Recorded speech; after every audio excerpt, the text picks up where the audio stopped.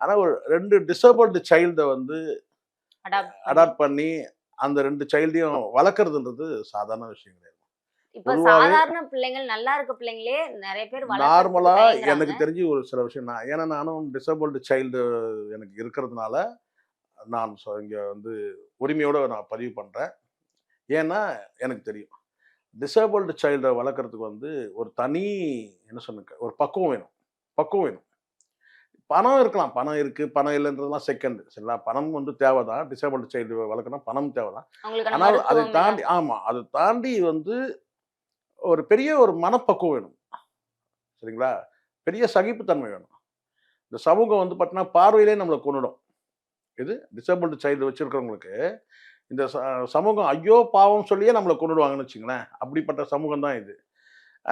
But உதவினா எவனும் கிட்ட வரமாட்டான். அது வேற விஷயம் இருக்கு. சொல்றேன் நான். ஆனா, நான் எனக்கு தெரிஞ்சு சொல்றேன். 2 டிசேபிள்டு சைல்டையும் எடுத்து வளர்க்கறதுன்னு ஒண்ணு இருக்குல்ல.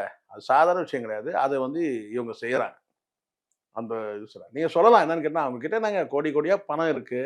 டிசேபிள்டு சைல்டு வளர்க்கறதெல்லாம் பெரிய விஷயமா அப்படின்னு நீங்க சொல்லிட்டு முன் போயிரலாம். வரணும்ல அதுக்கு. ஆனா அதுக்கும் கூட மனசு வரணும்ல.